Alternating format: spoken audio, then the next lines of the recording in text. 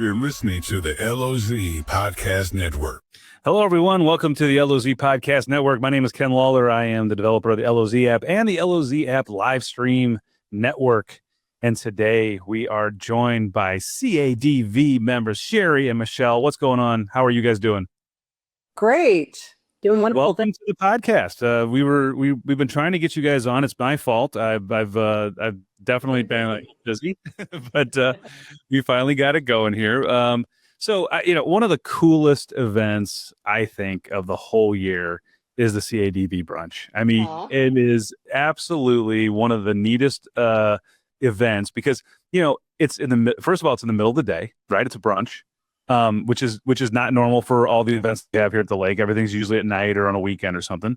But the atmosphere there, the themes that you guys do, the table decorations, the participation from all the people that come to the event, it's just so unique. Talk a little bit about how did this get started? Oh, that is so funny because this morning I was talking to one of the founders before we had a radio interview earlier today. It started in the basement of a church 24 years ago, and they laugh and talk about how they carried in china to serve. They were just making it a really special meal, and some of those folks still attend. And in fact, she said she was going to be at one of the event tables this year. So that's cool. Yeah, it's really quite a story. It is. And the whole idea around the theme, has it always been a theme party? I mean, has it always been a theme brunch? Because that to me is just it just makes it so cool. Yes, the whole intention of how do you engage the audience. I think that was part of the thinking when they came up with that, and they have and I don't think they've ever repeated any of their things. So there's really been a lot of out of the box thinking about what to do for the thing. And, you guys are talking about serious issues. There's things we're talking about that are really important, that are helping people. But the thing I like about it is you do it, but you also make it a fun atmosphere. It's a party. It's a celebration. It's let's come together. Let's raise money. Let's have fun. Let's try to get everybody involved with what's going on. But there's some really, you guys do a really good job at the event of putting on some videos from people you've helped and people that are currently being helped. And it really kind of tugs at your heart because there's a lot of people in the community that you guys are helping. Talk about what the charity does. Talk a little bit about what you guys actually are doing over there. So we're serving people that are dealing with domestic violence, sexual assault, or trafficking. So the services that we provide are for the victim, but also for their family, and everything that we provide is free for them. So we have a 24-hour hotline. We have an emergency shelter that is secure. We do legal advocacy with clients, and that's probably one of the most requested services because when they have to take a stand against their abuser, going to court and facing their abuser is the thing that's most difficult for them. Oh, so you guys you're helping not only with their physical needs and maybe putting them in a place where they can live while they're dealing with it, but you're also helping them deal with what's coming as far as legal issues, getting out, trying to get separated, that kind of thing. Right. Absolutely. It just helps to explain what the legal process is like and how it works, and just so they understand it, because it doesn't always make sense. Yeah. And then we also have a transitional housing program where clients can stay a little bit longer as they're paying off debt or whatever it is they're doing, so that ultimately they are stable in the community. And then we have a large community-based program, meaning that we have clients that don't need emergency shelter, but they do need an advocate to work with them. Just, if you are in a domestic relationship and you leave that relationship, if you still have children, you are still going to be in contact with that abuser. And they use that every time there's a contact, they use that to further intimidate, coerce, whatever it is that they're doing with their victims. So our advocates help them to walk through that. How many people are you currently helping at one time there? I mean, how many clients, I call them clients. I don't know what you guys call them, but I mean, how many people are in the system right now with you guys? So in our shelter right now, there's probably 50, close to 15. And in our community based, you're probably talking more like 90. Wow. Last year, we served 725 individuals. Wow. Yeah. That's So a lot of people. yes, and it's it's the local area. So it's Miller, Morgan, Benton, and Camden County. And so when we tell the story, when we share a client documentary, part of the thinking there is to inform the donors as to where their money's going and what it's doing. Here's a visual impact of what your money is going toward. But for the survivor, it's empowering because domestic violence is all about secrecy. You don't talk about it, you're ashamed of it. And this is their time to speak about it without judgment. And every time we do it, it's so fascinating to listen to the survivor talk about how it feels empowering to them. So it continues their journey. And the person we're doing this year, when I approached her to do the documentary, she goes, well, I need to tell you that I don't feel I'm healed completely. And it's so perfect because it's a journey and it's over years of time. And she has children with her abuser. So, she's still dancing the dance. Well, and that's the other thing too, is that this is not just between two people. This is usually between as many as 5 or 6 people because you have children involved, right? I mean, Right. you've got, a lot of different things that are entering into the system here. And you guys helping not just the victim, but you're helping the family of the victim as well, because if they're displaced or if they're in one of your homes or if they're just trying to get something done and they've got children, everybody needs help along the way. It's a lot for them. Yes. Yes. And domestic violence, physical abuse, sexual abuse, those are things that happen. I think the thing that is almost harder is the emotional, psychological, verbal abuse, that constant beating down of who they are is at the core. Like you're just, if you hear every day of your life that you're stupid, inadequate, you can't do it, they come to us and they apologize all the time. They don't think they can make a good decision. So our advocates are constantly, our focus is empowering them and helping them to begin to look at what they want to do. We don't have the answers for them. We don't know what's right for them. It's just helping and holding space for them, loving space so that they can look and see for themselves about what they want to do.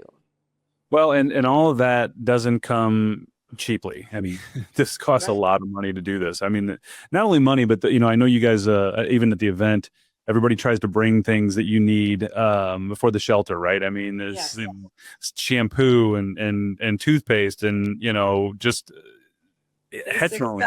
I mean, stuff that just everyday things that you're leaving. Maybe you left in a hurry, and you couldn't grab anything. And so, how do you help support that while they're going through that? So, I mean, it's money obviously is going to always help any way we can do that. And then also, there's items that you guys also will take in donation as well for the shelters, right?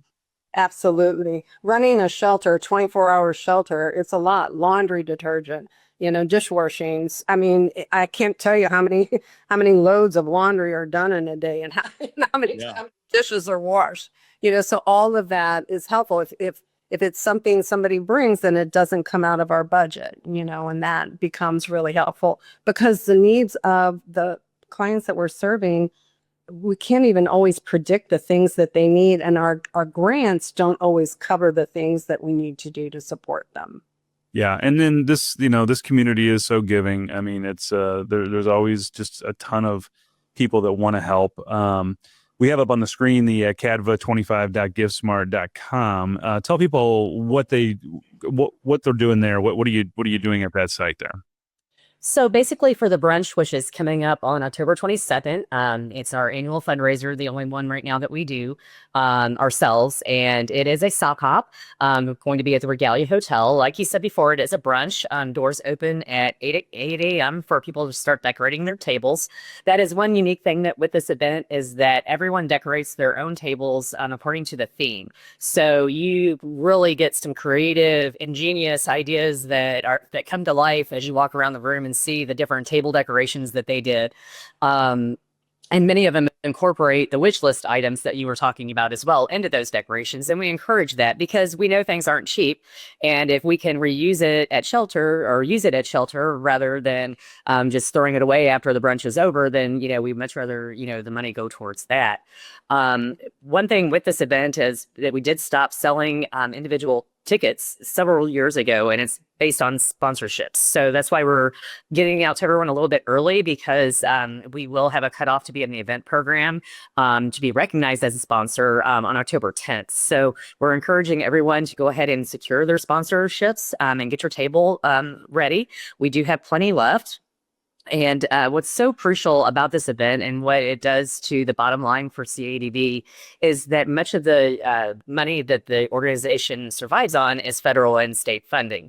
These are unrestricted funds. So we aren't told where we can spend it, how we can spend it. We can spend it on a daily basis, making those decisions based on what the clients need to get through their journeys. So the funds for this are crucial, both in monetary and in wish list items, because, just like your household expenses, your bills have gotten much longer and much higher over the past couple of 3 years.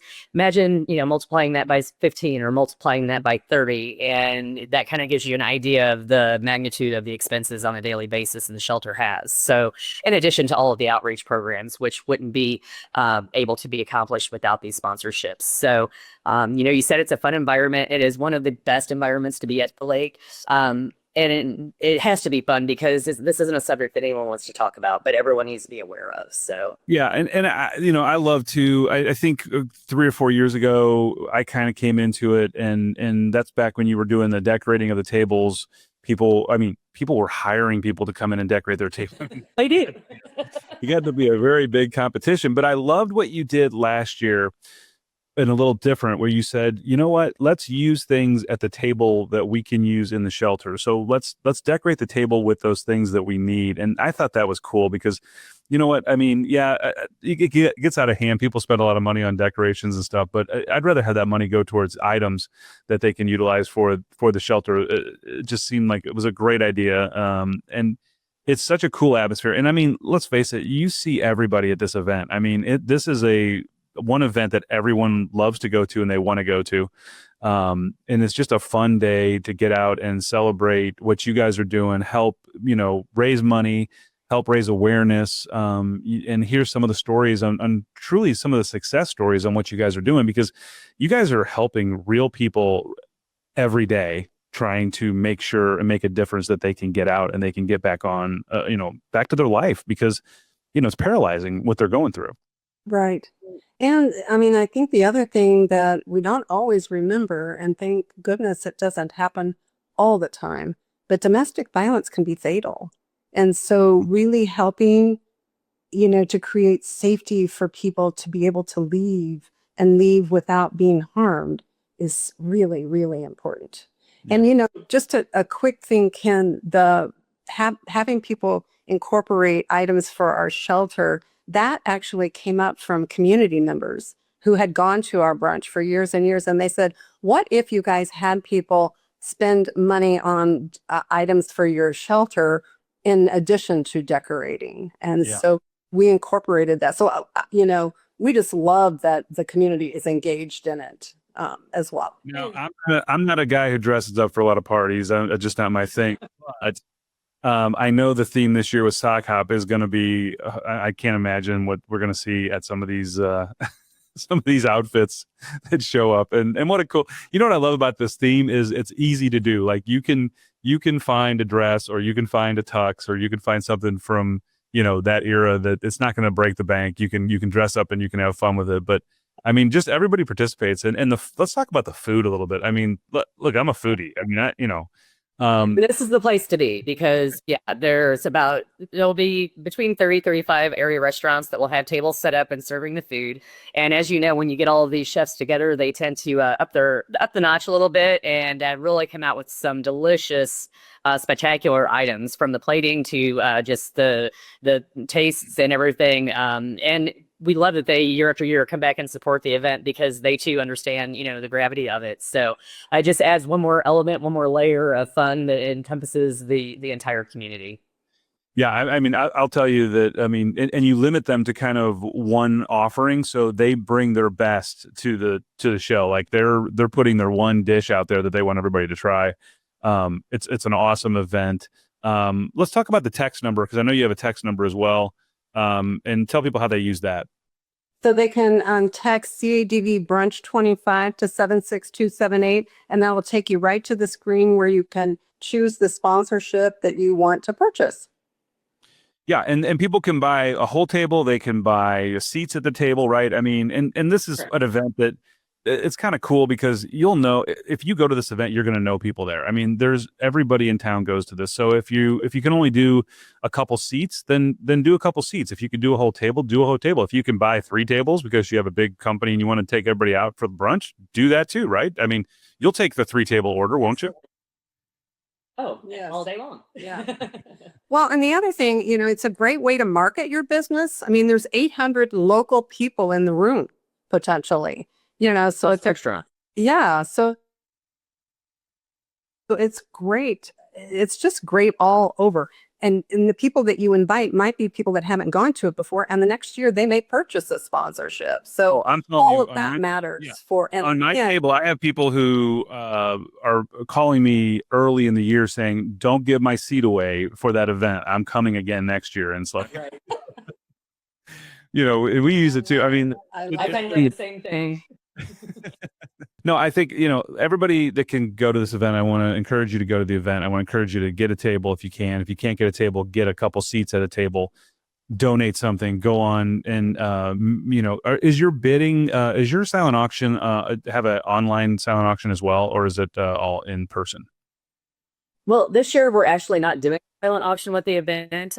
We will have a live auction with Rick Bryant that will be towards the end of the program, and that you do need to be present to bid on. However, we are currently selling raffle tickets for a half side of beef, which is farm-raised, grass-fed Black Angus beef, and it includes the processing, so it's about a $2,500 value. And those tickets are $10 each. They are available if you go online to our Facebook page or the website. They are there. They are also available locally at Central Bank Lake of the Ozarks main branch in Osage Beach, Oakstar Bank in Camdenton, as well as Lake Ozark, and then in Sunrise Beach at Sunrise Title. So that's a perfect way to support the mission. If you can't be there that day, we will do the drawing that day. You don't have to be present to win, but we do encourage everyone to purchase tickets as well, because who doesn't want a half side of beef to have in their freezer for the winter and be taken care of. I will tell you that I bid on a side of beef and won it last year at an event, and I'm glad I did, because I love it. I've never done that before, and it is so cool when you go pick that up and you've got meat for a year Right. and a half, I think. Yeah, that's awesome. No, it's great. Well, guys, listen, I really appreciate you coming on the podcast network and talking about this event. It's such a cool event. It's got so many things that help the community, and you guys are doing such great work over there. And at the LOZ app, we love supporting every charity in town, and you guys are one of our favorites. And so we always try to do what we can to promote and make sure we get the word out about what you guys are doing.